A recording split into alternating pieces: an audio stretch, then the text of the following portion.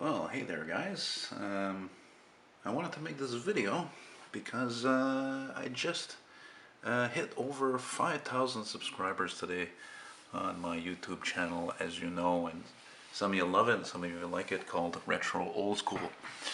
And yeah, so I wanted to basically make this video to thank you guys, especially a lot of you who are loyal, and I know you watch every video I make, or most of them, and that you comment or that you like, and that you know, a lot of times you leave comments that are funny, insightful, thoughtful, and of course educational.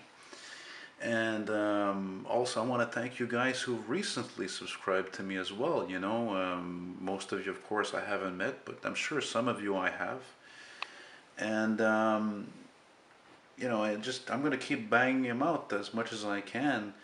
You know, the passion continues, right? Whether it's old cars or some trucking in Montreal in the area, or elevators and trains, and if it's not too cold, depending on the day, maybe some planes. But you know, we're in the cold time of the year now, and unfortunately, it's going to get worse before it gets better.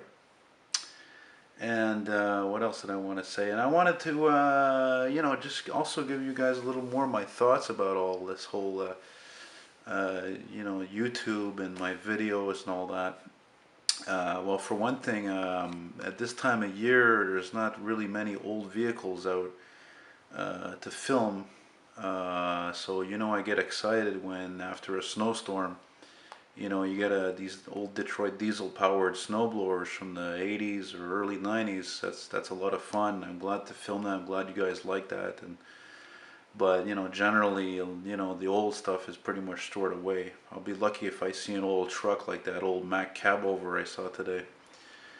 And you know, also about how, like, back in the day when I started this, and I don't know, December 2008 or something, I never really thought that it was, you know, gonna go this far.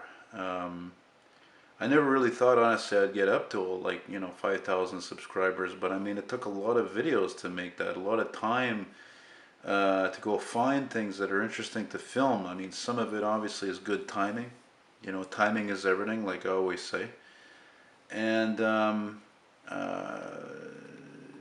you know, but sometimes it doesn't, you know, again, it's the timing. Sometimes you'll find what you're looking for, and sometimes you don't. I mean, if it comes to stuff like trucking or filming trains, it's not a big deal, you know what I mean? You don't have to be a rocket science. But you know, classic cars on the other hand, or you know, stuff like that, it's or fire trucks responding, cop cars specifically, those you don't film that all the time. I mean, because of all emergency vehicles responding, it's fire trucks and ambulances that are the most common.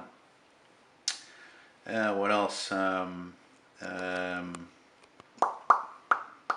Yeah, sometimes, you know, I kind of worry like that I'll run out of stuff, because you know, I live here in the Rust Belt here in Montreal, and I live in Montreal to make things worse, which is not an old car or old vehicle type of city compared to, let's say, oh, even Ottawa, which is 2 hours away, or the Maritimes.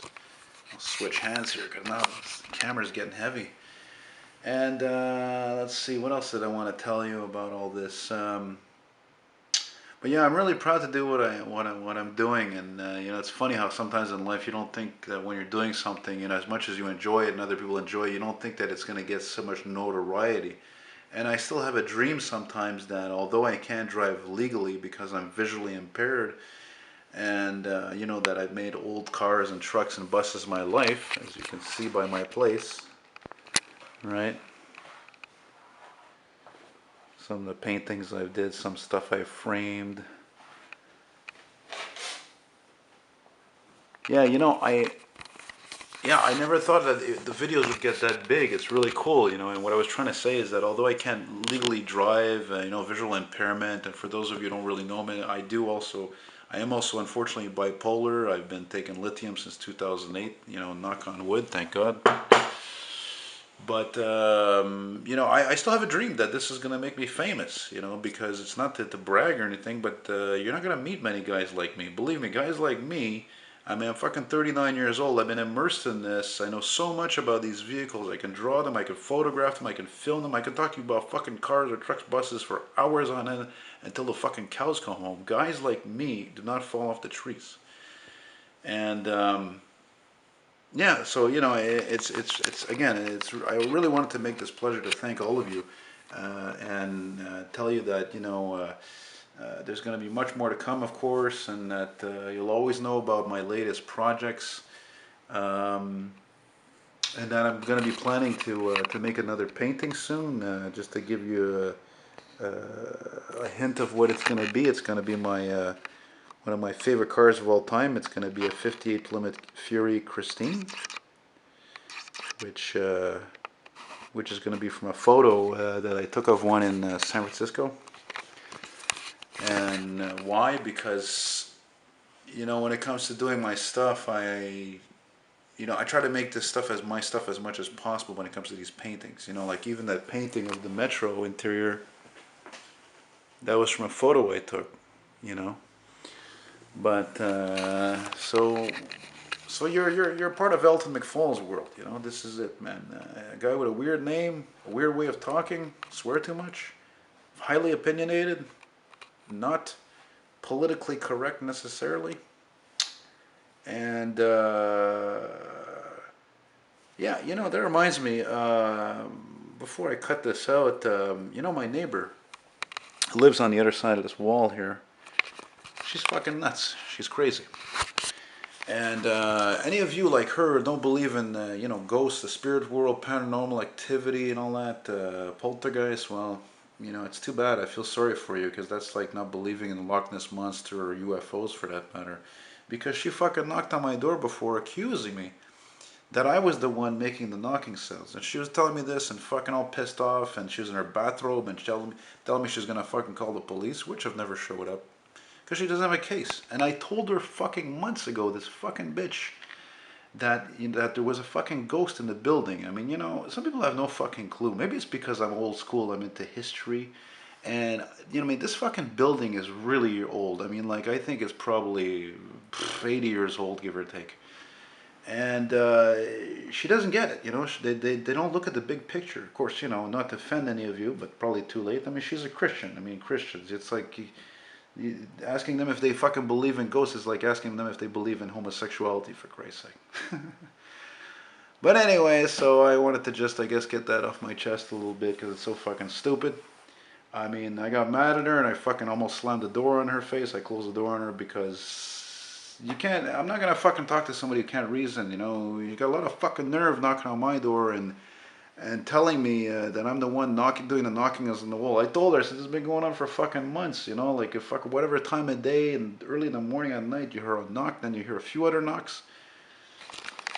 It's, yeah, it's unnerving sometimes, you know, but I accept it because it's part of life. And I think that you know, this started happening, this poltergeist activity, I guess you could say, paranormal, started happening after she moved in, after sometimes she moved in, because of the fact that probably maybe it's because she's a Christian or because she's black or both.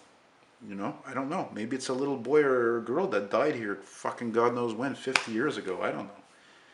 And then they're just, you know, they're just having fun knocking on the walls. And it doesn't just happen on that wall. It happens on the wall in my bedroom. It happens down the wall downstairs. I can hear it sometimes. And even recently I was fucking watching a movie on my couch and I heard a knock on my door, which is right here. So you're not gonna fucking stand there and tell me, as I've told people, that you know, whatever, it's somebody. It's not somebody. Even for a long time I thought it was her, that fucking bitch who was doing that. And I'm like, no, it's not her. Why would she do that? She's a Christian. You know, they're supposed to be good people. And you know, who the fuck does that? She doesn't have kids. All she has is a cat. But she has a lot of fucking nerve to come knock on my goddamn fucking door and tell me she's going to call the cops, call the landlord, because I'm the one knocking on the fucking walls. People are fucking crazy, alright? And I'm sorry if you're a woman and you enjoy my videos and you're watching this, but women are more crazy. And that's why I'm glad I'm single. Anyway, on that note, again, thanks again, everybody. And thanks to some of you who were subscribers, new subscribers. And And that's it. That's all. Gonna be an even 10-minute video. So take it easy. Adios. Bye bye. Ciao ciao.